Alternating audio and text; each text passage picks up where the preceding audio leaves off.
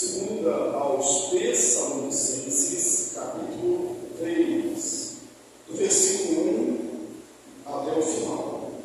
Vamos olhar de pé, em essa palavra de Deus. Eu vou ler, os irmãos acompanhem.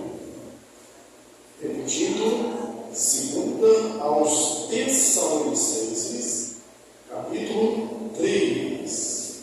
Diz assim: finalmente, irmãos, orai por nós, para que a palavra do Senhor se propague e seja glorificada, como também está acontecendo entre vós, e para que sejais livres dos homens perversos e maus, porque a fé não é de todos.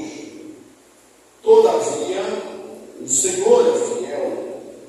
Ele vos confirmará e guardará do maligno. Nós também temos confiança em vós, no Senhor, de que não só estáis praticando as coisas que vos ordenamos, como também continuareis a fazê-las. Ora, o Senhor conduza o vosso coração ao amor de Deus e à constância de Cristo.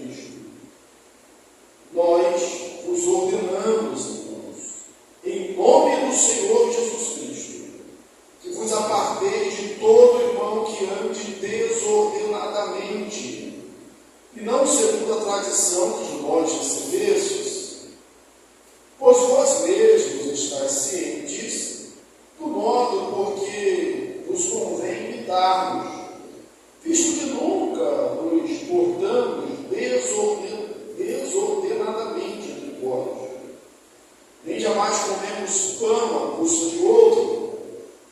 Pelo contrário, em labor e fadiga, de noite e de dia, trabalhamos, a fim de não sermos pesados a mão de vós. Não porque não tivéssemos esse direito, mas por termos em vista oferecer-vos exemplo em nós mesmos para nos imitarmos. Porque quando ainda convosco, nos ordenamos isto: se alguém não quer trabalhar, também não coma.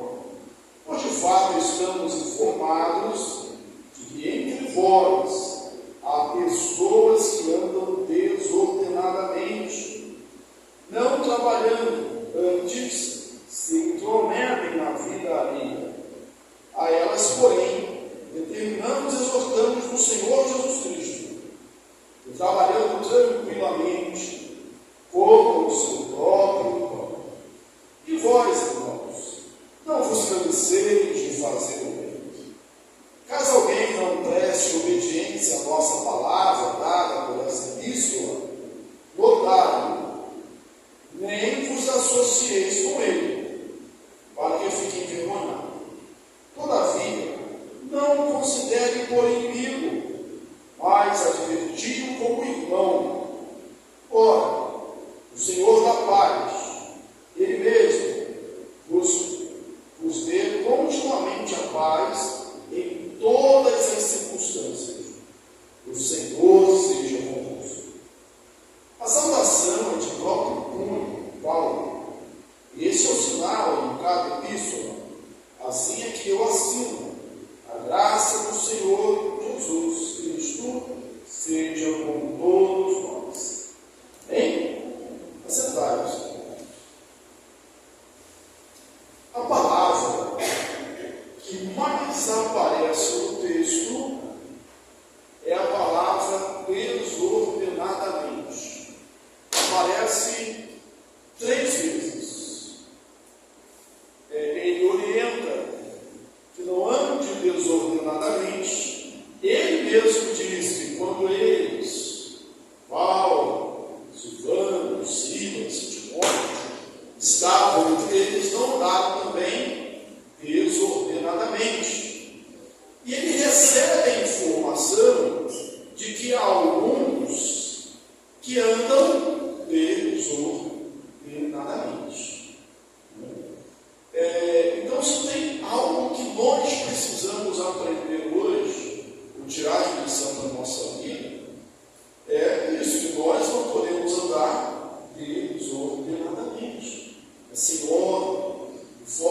forma irregular, de forma, a palavra desordenadamente aqui seria fora de fila, né? Desalinhado. Há um estímulo a andar de maneira ordeira. Mas nós vamos falar aqui, como de costume, versículo a versículo. Mas só dessa palavra que você vai gravar, espero que vai gravar, né? Não andamos Deus ou ordenadamente. É mais fácil falar para ele, né?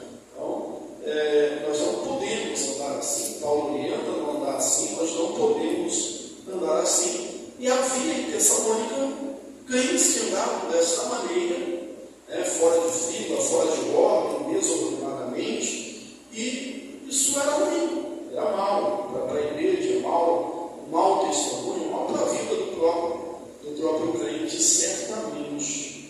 Então você vai ver que aqui há um conselho prático.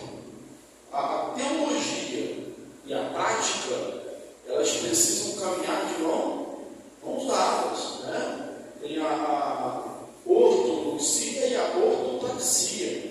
Via de regra, é quando nós abandonamos o ensino correto da palavra de Deus, é que nós começamos a ter práticas também erradas.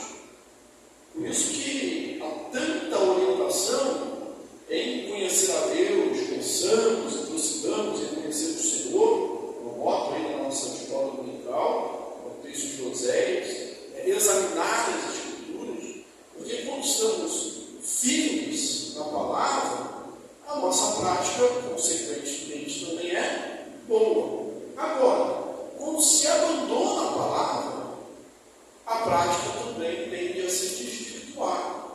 As coisas perdem ali o controle. Primeiro se perde a doutrina, depois se perde a ética.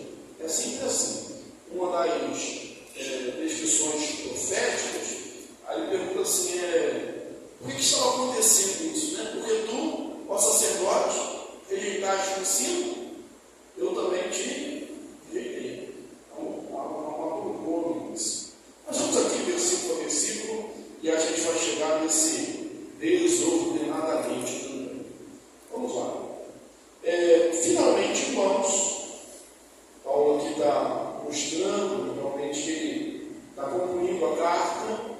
Ele é como se ele tivesse lido o que ele escreveu, vamos dizer assim, 2 capítulos, porque Paulo não dividiu em capítulos, você sabe, e nem em versículos. Esse aqui é um recurso, né, para a gente encontrar as passagens nas Escrituras. Mas Paulo escreveu assim, de maneira possível, de maneira corrida, né, assim, como se escreve uma carta. Mas é como se ele tivesse lido os parágrafos acima, o que ele escreveu para a igreja, só, considerando finalmente, né, ainda falta dizer, agora vou dizer essas outras verdades, né, para concluir. Então está realmente no final da carta. Ele diz, orai por nós. Orai por nós. Você que está estudando conosco já há algum tempo, as cartas de Paulo, essa não é a primeira vez que ele faz isso. Paulo é aquele que a gente chama de um maior missionário da igreja, um gigante da fé. Mas ele está sempre pedindo à igreja que ore por ele. Ore por ele. Inclusive nas cartas lá das prisões que nós estudamos, ele não pede para que ele seja libertado, para que seja tudo certo. Não, mas para que Deus dê a ele a autoridade no abrir lá da boca, para que a palavra seja propagada. Então, esse servo de Deus, ele valoriza a oração da igreja. E assim deve ser conosco também. Devemos orar e devemos pedir aos irmãos que orem por nós. Veja bem que isso não é um sinal de fraqueza, só de fraqueza. Paulo não era nesse sentido que nós pensamos fracos espiritualmente, mas ele pede aos irmãos que orem por ele. Quantas e quantas vezes nós, às vezes, revestidos ali de um orgulho, de uma vaidade,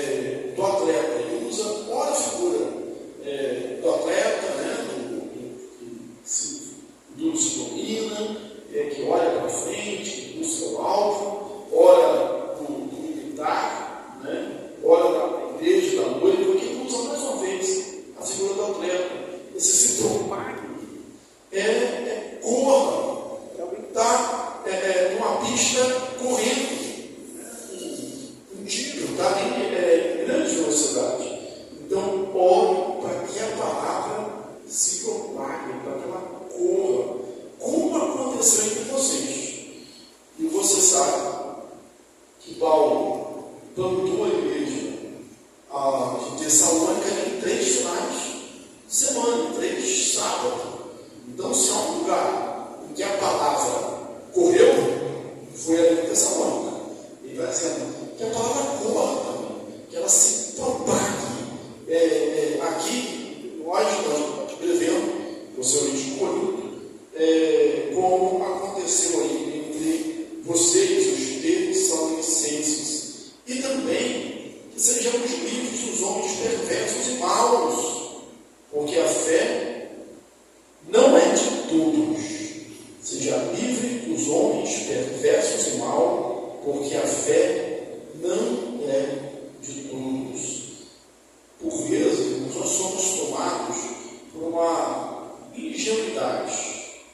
Nós achamos que todo mundo é do bem, né? Que todo mundo é bom, que todo mundo está do nosso lado, aquele mundo cor-de-rosa. Paulo não tinha essa ilusão. Ele tinha um ânimo forte do Senhor, ele tinha vontade de fazer a obra, mas ele não tinha essa ilusão. Ele diz aqui de maneira clara que sejamos filhos de homens maus, porque a fé não é de todos. E normalmente quem não tem essa fé persegue a fé, quer destruir a fé, acabar com Cristo e com seus seguidores. Todavia, o Senhor é fiel, Ele vos confirmará e guardará do maligno. Se há aqueles que procuram destruir a fé, se há aqueles que não têm fé, todavia, o Senhor é fiel. Essa visão realista do mundo não nos deixa também frustrados, porque a gente sabe que apesar disso, das lutas, das afrontas, das adversidades, o Senhor é fiel. E é na fidelidade a Deus que nós descansamos. É nele que nós confiamos. É o Senhor que é a minha força, é a minha luz. O Senhor é a fortaleza da minha vida. Lembrando lá no Salmo de número 27. Preste bem atenção. Guardará, confirmará e guardará. A obra de Deus em nós, ela foi feita na cruz do Calvário. Jesus, o Senhor nos escolheu, nos escolheu, mas Ele sempre está nos confirmando e guardando do maligno, para que não pequemos, para que não cedamos à tentação do maligno. Então, a certeza de Paulo para a igreja de Tessalônica, que você lembra, estava sofrendo perseguição, estava em dificuldades, tinha algumas dúvidas doutrinárias, especialmente em relação à volta de Jesus, à situação daqueles que morreram em Cristo antes da parousia. Então, eles tinham dificuldades, ou seja, era uma igreja como nós, que também temos as nossas próprias dificuldades, por que não dizer as nossas limitações. Versículo 4. Nós também temos confiança em vós do Senhor, que não só estáis praticando as coisas que vos ordenamos, como também continuareis a fazê-la. Destaca essa parte. Se puder, marque na sua Bíblia. Continuareis a fazê-la. Há essa sequência na Bíblia: fazer e continuar fazendo, obedecer e continuar perseverando, servir e continuar servindo. Não é uma vez só, não é de vez em quando. É fazer e continuar fazendo. É uma constância. Essa palavra vai aparecer daqui a pouco aqui. É uma constância, é continuar fazendo, é continuar obedecendo, mesmo no meio das lutas, no meio das adversidades. Não faz parte do nosso vocabulário dizermos que estamos. Já cansei disso. Inclusive, essa palavra cansar vai aparecer no texto também, para que a gente não se canse. Porque algumas situações nos levam a fazer isso. Eu já cansei. Eu já fiz muito. Tem até alguns ditados que falam assim: fica dando burro aqui em ponta de faca, né? Fica insistindo, chovendo no olhado, e aí vai causando um certo desânimo. Então, continuar, fazer e continuar fazendo. Obedecer e continuar obedecendo. Acreditar e continuar acreditando. Versículo de número 5. Ora, o Senhor conduza o vosso coração ao amor de Deus e à constância de Cristo, ou à paciência de Cristo, a firmeza de Cristo. O Senhor conduz o seu coração a isso, mesmo no meio das dificuldades. Um comentário do William Mendes, eu vou ler uma parte dele aqui, que a palavra grega aqui é homônimo, e ela traduzida também por paciência, mas aquela paciência que pode suportar tudo. Não é só uma paciência que pode suportar tudo. E lembrem-se, comenta esse versículo assim: a paciência de Cristo não deve ser, ou a constância, está traduzido aqui no nosso texto, a paciência de Cristo não deve ser interpretada como sendo aquela maravilhosa longanimidade que Jesus demonstrou com seus amigos.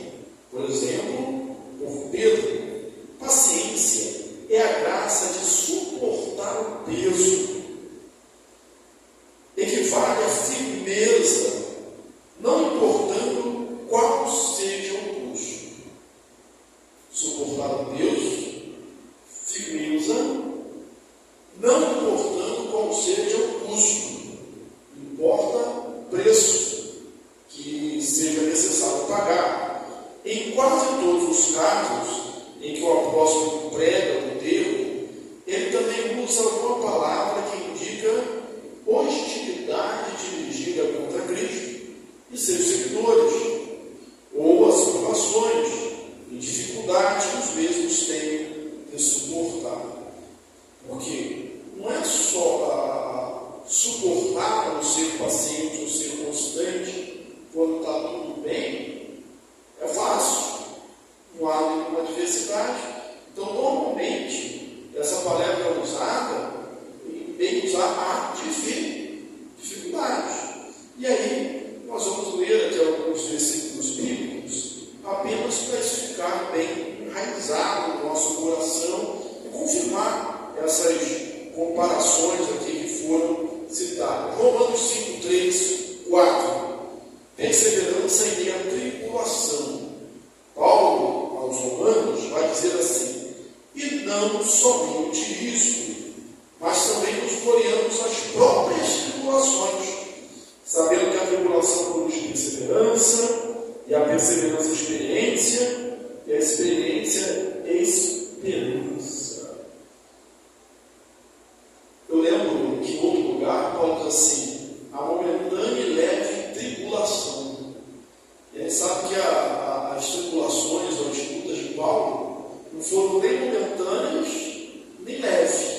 Não olhando assim, horizontalmente nesse lago aquilo do Jordão, desse lado da vida, né? Mas ele considerava como momentâneas e leve, porque os seus olhos estavam na eternidade, estavam no céu.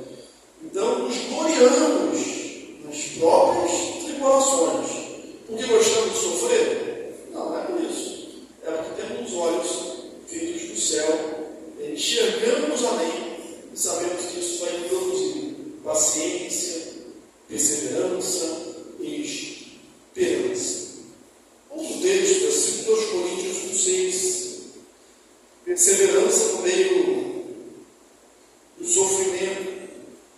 Mas se somos atribulados, é para o vosso conforto e salvação.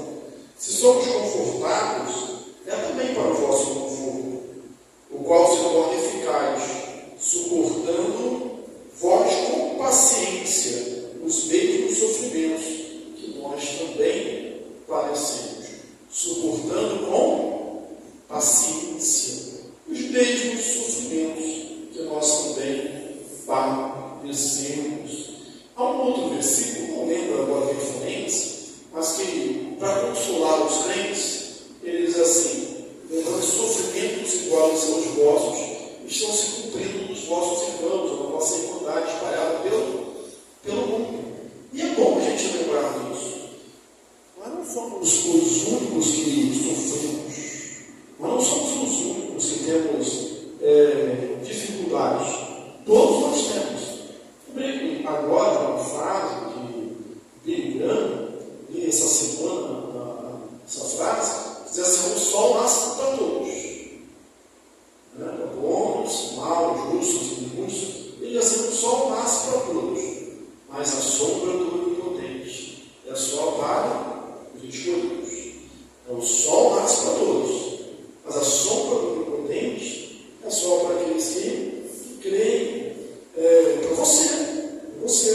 Então, haverá problemas, dificuldades, mais ou menos. Não é com elas que nós devemos estar preocupados. A nossa preocupação é se estamos confirmados, estamos fortalecidos no Senhor. Lá em Efésios ele diz: fortalecei no Senhor e na força do seu poder, revestidos de toda a armadura de Deus, para poder resistir no dia mau. Perseverança no meio da aflição. 2 Coríntios 6,4.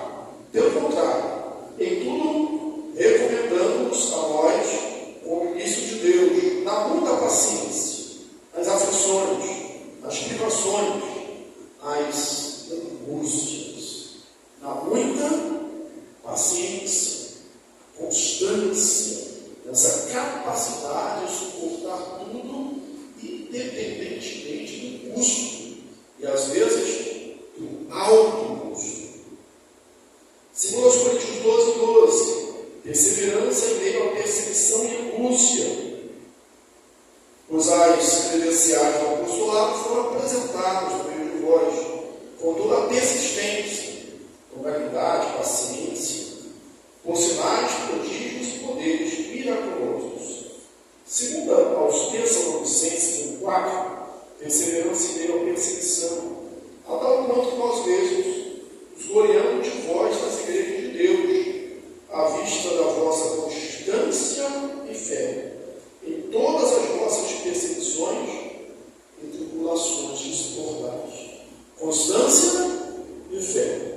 No meio há todas as tribulações que suportais. E por último, falando a Timóteo, jovem pastor, no capítulo 6 da primeira carta, versículo 11, ele vai dizendo assim: tu, porém, ó homem de Deus, foge dessas coisas, antes segue a justiça, a piedade, o amor, a constância e a mansidão. É sempre muito ruim, irmãos, convivermos com pessoas inconstantes. A gente não sabe como vai estar diante de uma situação. Aí Paulo que orienta a igreja a constância. Nós estamos no versículo do outro lado da Bíblia. Vamos seguir, né? Nós vos ordenamos, irmãos, em nome do Senhor Jesus, que vos aparteis de todo irmão que ande desordenadamente, e não segundo a tradição que de nós recebestes. Aí vai aparecer, a gente vai gostar dessa palavra, desordenadamente. Havia um grupo que é para isso que ele escreve a epístola, corrigindo o mau entendimento do lado do meio, a volta de Jesus nós aguardamos ela como iminente, como certo. E alguns crentes do primeiro século, aqui em Tessalônica, eles chegaram ao seguinte raciocínio: Jesus vai voltar.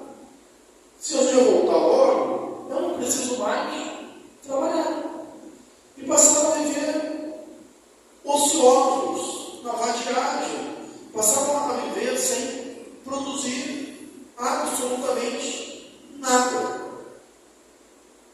Alguns crentes que se acham realmente tão espirituais que eles não podem, como a gente diz, botar a mão na massa. Isso não é bíblico, isso não é cristão, isso não é parte da nossa teologia reformada. A gente santifica as coisas, há um ministério, há uma bênção no trabalho. O fruto do seu trabalho, se o salmista, comerás, feliz serás, e tudo te irá bem. O mandamento: 6 dias trabalharás e farás dentro de toda a tua obra. O próprio Senhor Jesus: meu Pai trabalha até agora e eu trabalho também. E aí, alguns crentes lá de Tessalônica achavam que não precisava mais trabalhar, porque Jesus já voltar, senão eu vou trabalhar para que eu vou trabalhar?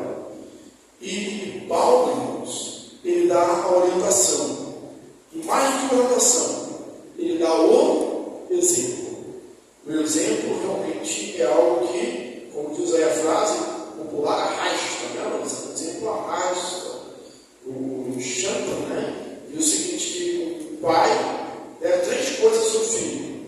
Primeiro, exemplo. Segundo, exemplo. Terceiro, exemplo. Eu lembro de alguém, não lembro de quem falou isso, né? Que eu costumava educar os filhos assim. Quando fazia alguma coisa errada, a forma de corrigir assim: você já viu seu pai fazendo isso? Você já viu seu pai fazendo isso? Então, não é de mim que você aprendeu esse modelo, né? Então, siga o modelo. Aí Paulo diz: nós ordenamos isso. Quer dizer, nós falamos. Nós demos a orientação, a palavra. E nós demos também o exemplo. Nós demos o exemplo também. Qual foi o proceder? Ele diz: vocês sabem a forma como nós procedemos, nos comportamos, como tivemos entre vocês. Qual foi essa forma? Em trabalho, fadiga, de dia e de noite. Nunca comemos o pão de ninguém sem pagar. Bom lembrar, e abre seu parênteses, toda vez que Paulo fala isso, ele diz assim: ainda que nós tivéssemos o direito, né? Porque o trabalhador é digno do seu salário. Eu estou fazendo a obra. E esses outros aí não estão nem fazendo, né? Eles não são ministros, né? Eles não estão nessa função. Então eles estão aí de intrometidos mesmo. E essa intromissão a gente vai ver aqui ainda no texto de uma maneira bem clara. Deixa eu marcar aqui.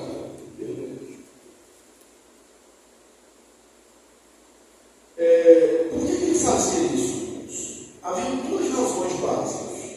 Primeiro, para não ser pesado.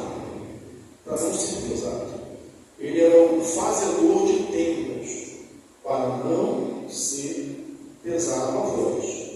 E também, segunda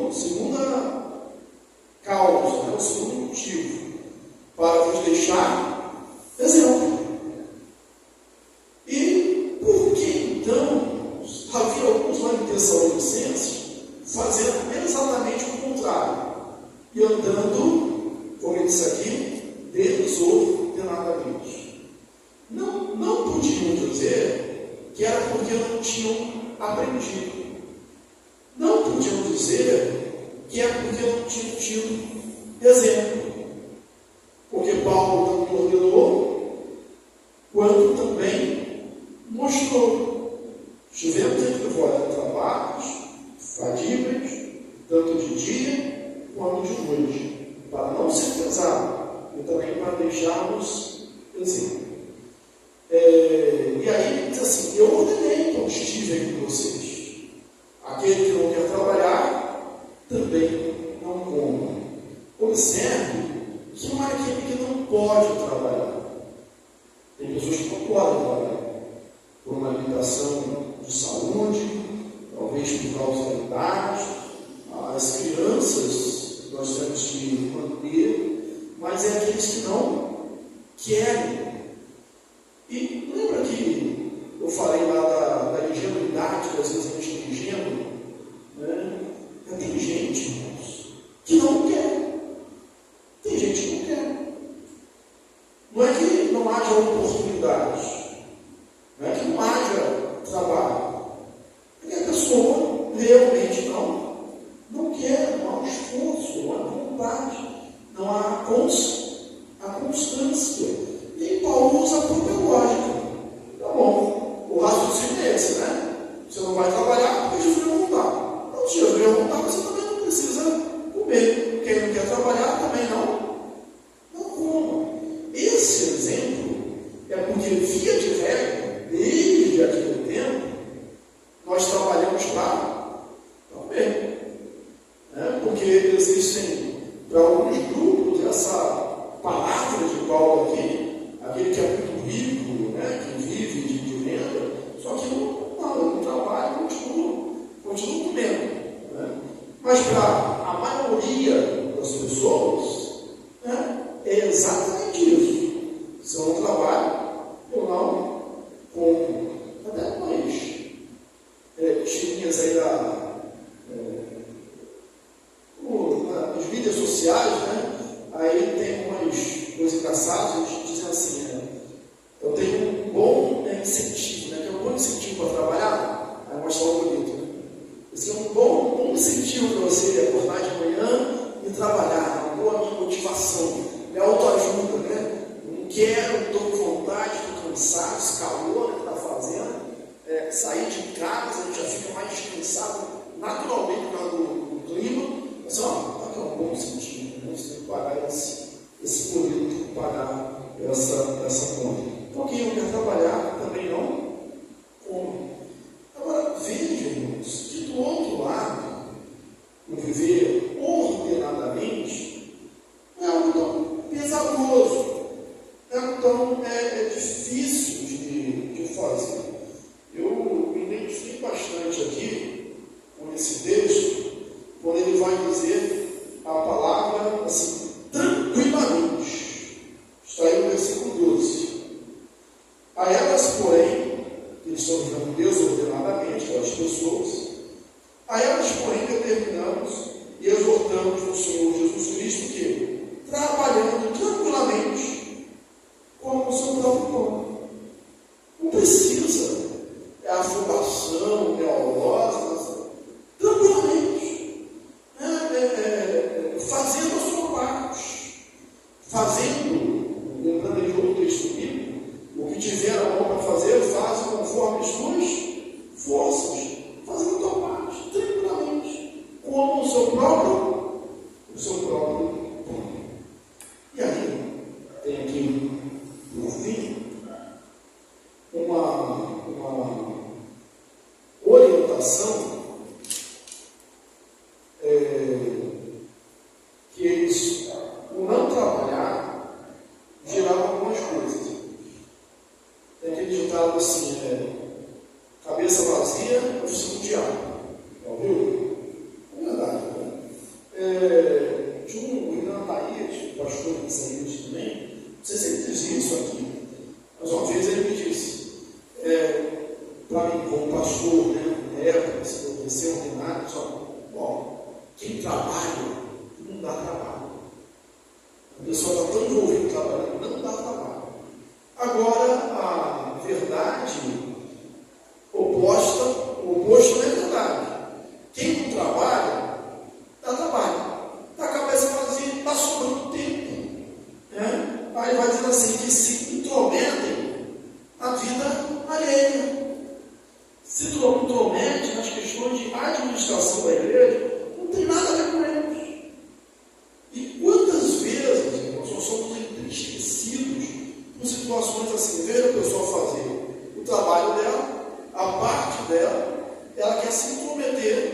parte do outro. Não faz o dela, fica com o tempo sobrando e se intromete na parte do outro. Isso, para Paulo, é questão de disciplina. Ele manda se afastar dessas pessoas. Irmãos, deixa eu bater como está escrito isso. Versículo 14. Caso alguém não preste obediência à nossa palavra, dada por essa epístola, notai, preste atenção, notai, não vos associeis com ele, para que fiquem envergonhados. Não se associem com ele, para que fiquem envergonhados. Uma das marcas de uma igreja verdadeira é o fiel exercício da disciplina. Ensinar o preceito de Mateus 18. Expomos há pouco tempo nas mensagens do Evangelho de Mateus. É seu irmão pecar contra ti. Expomos expõe, estamos em Mateus 18, semana que vem, vamos falar. Se seu irmão pecar contra ti, vai repreender de você e ele somente. Se te ouvir, ganhaste o teu irmão. Se não te ouvir, leva 2 ou 3 testemunhas. Talvez pela fala de mais de uma pessoa, mais testemunhos ali, pessoas que talvez não estejam envolvidas com o problema, as coisas possam se estabelecer, se resolver, contar uma luz. Agora, se não ouvir, leva a igreja. E se não ouvir a igreja? Considera como complicando ele pecador. A disciplina. Uma disciplina de toda a igreja. Abra aqui um parênteses para falar o que às vezes acontece e não devia acontecer, especialmente no nosso meio presbiteriano. Quem disciplina na igreja presbiteriana é quem? O pastor? Não. É a igreja toda? Não. É o conselho. Você disciplina. Aí o conselho vai disciplina o irmão. Quebra os 7 mandamentos, por exemplo. Aí o irmãozinho, querendo consolar o disciplinado, então você não vai abraçar o irmão e falar assim: eu acho que o conselho podia ter sido menos rigoroso, Por exemplo, você for policial mal, Eu assim, irmão, você me errou, mas nós somos irmãos. Eu espero que você se levante, se levante dessa situação. Mas normalmente assim, não, acho que não devia ser tanto rigor assim. Irmãos, a disciplina deve ser, sabe? Só que tem algo muito bonito aqui nessa passagem também. Contudo, não considereis como inimigo. Continua sendo irmão. Quem erra, continua sendo irmão. Não se torna joio. Continua sendo trigo. Não se torna incrédulo, gentil. Continua sendo irmão e tratado como irmão. A gente não pode se associar no sentido de que nós não podemos imitar. Não podemos dar vazão para essa influência e cresça. Quando você disciplina alguém, você está fazendo o bem do próprio faltoso e o bem também da igreja. Mesmo porque, quando isso não acontece, o que se pensa? Fulano fez assim, não aconteceu nada. Eu posso fazer também, é normal, é o que a igreja assim. Então, por isso que a disciplina é uma marca importante na igreja. Então, não viva desordenadamente. E aí, olha o conceito prático. Também não se associa. Não ande junto com quem vive desordenadamente. A mãe de dizia, quem se junta com porcos, falha um pouco. Então, não se associe. Paulo está dizendo isso, com aquele que vive desordenadamente. Você vai se prejudicar. Trabalhe tranquilamente. Do suor do teu rosto, comerás o teu pão, feliz serás, e tudo te irá bem. Trabalhe tranquilamente. Faça a sua parte. Último